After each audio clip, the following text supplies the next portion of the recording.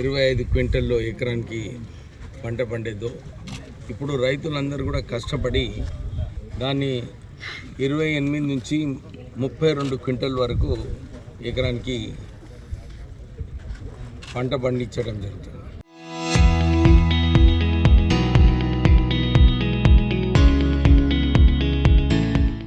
Suddenly ఎక్కువైపోయింది.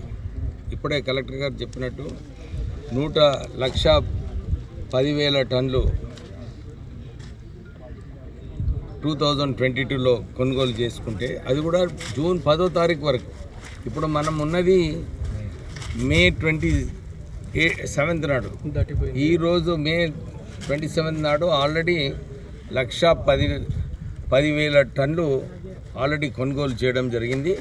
దాంతోపాటు ఇంకొక 10,000 టన్నులు మొక్కజొన్న కూడా యాడ్ చేసుకుంటే 1,20,000 టన్నులు కొనుగోలు ఈ సంవత్సరం 27వ తారీఖు వరకే జరిగింది.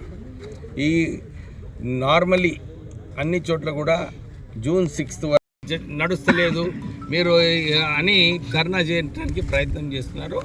ఇది రైతుల సమస్య.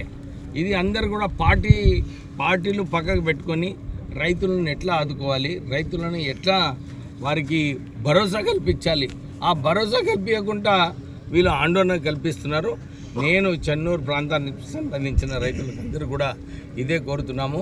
అన్ని అరేంజ్మెంట్స్ ఎక్కడైతే రైతులకు ఇబ్బంది లేకుండా కొందరు ఈ పంట కోసి వచ్చి ఇచ్చేస్తున్నాం. మాయిశ్చర్ కంటెంట్ ఎక్కువ ఉన్నది అంటే నార్మలీ వాళ్ళు కొంచెం మాయిశ్చర్ తక్కువైన తర్వాతనే వారు కొనుగోలుకు పంపిస్తారు. కానీ ఇప్పుడు ఈ టీఆర్ఎస్ నాయకులందరూ కూడా రెచ్చగొట్టడం వలన, వారికి భయం కల్పించడం వలన రైతులు పాపం వాళ్ళు స్ట్రైట్ అవే తీసుకొస్తున్నారు. మాయిశ్చర్ కంటెంట్ కూడా ఎక్కువ ఉంది. నేను ఇదే అప్పీల్ చేస్తున్నాను.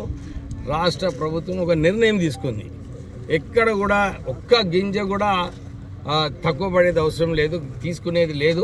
అన్ని గింజలు కూడా తీసుకుంటామని చెప్పి రాష్ట్ర ప్రభుత్వం ఆల్రెడీ మాట ఇచ్చింది. సో రైతులందరూ కూడా భయపడేది అవసరం లేదు. మేము ఉన్నాము ఇక్కడ.